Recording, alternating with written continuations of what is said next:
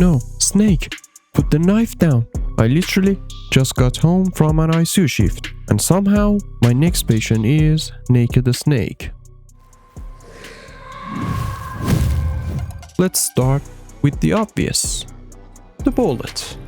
Movies have convinced us that every bullet needs to come out, but reality, not always. I mean, at least not immediately. If the bullet isn't causing an immediate problem, digging around for it can easily create a bigger one. And that's my favorite part. It's not the bullet that scares me, it's the confidence. This man looked at a muddy combat knife in the middle of a Soviet jungle and thought, yeah, this looks sterile enough. Now, medical report, gunshot wound, checked. Self-performed surgery, checked. Patient survived, checked. You know, when this started, I thought the gunshot was going to be the biggest problem. I was wrong. And trust me, it gets so much worse. There it is, the survival viewer. Okay, a splint. Finally, an actual medical decision. If you've got a suspected fracture, keeping the leg stable is exactly what you should do. So maybe I judged him too quickly.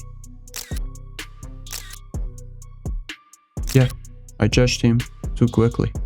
You know what a splint does?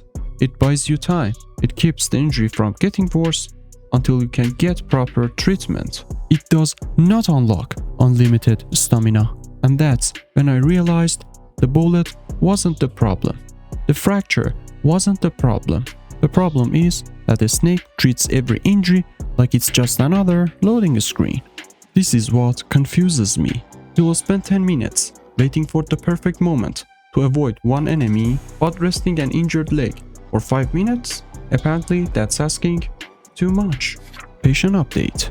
Gunshot wound, checked. Self-surgery, checked. Possible fracture, checked. Ignored his own treatment, checked. You know, I came to this video trying to figure out which injury was going to kill a snake. I'm starting to think it's going to be his confidence.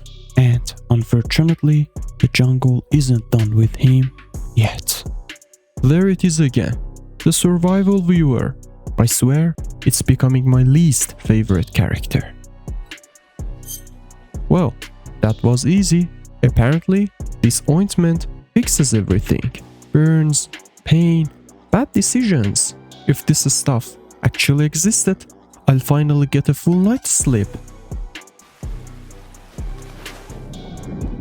Of course, because getting shot, setting yourself on fire, and ignoring a fractured leg just wasn't enough excitement. I know why people love this scene. It looks incredibly cool, and this is Metal Gear. It should look cool. But here's what finally made me stop worrying about the bullet. The jungle. Every cut, every burn, every bite, every time a snake opens that cure menu, he's doing it out here. No sterile room, no antibiotics, no medical team. Just mud, bugs, and optimism. Snake, you gotta stop performing surgery in places that smell like dinosaurs. Closing a wound isn't automatically wrong. But if you close contamination inside, you are giving bacteria exactly what they want. And suddenly, everything we have looked at today starts connecting. The bullet wasn't the biggest threat.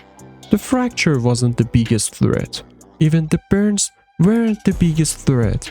It was every decision that gave infection another chance. You know, when this mission started, I thought a snake was fighting the Soviets. I was wrong. His real boss fight was microbiology. Alright, I think we have finally got enough evidence. Let's finish the chart. Patient, naked snake. Occupation, legendary soldier. Very difficult patient. Gunshot wound, self-surgery, possible fracture, ignored medical advice, serious burns, leech bites, questionable wound care. All checked. But you know what surprised me the most? None of these injuries shocked me. I've looked after patients with injuries like these. People survive gunshot wounds. They survive burns. They survive fractures.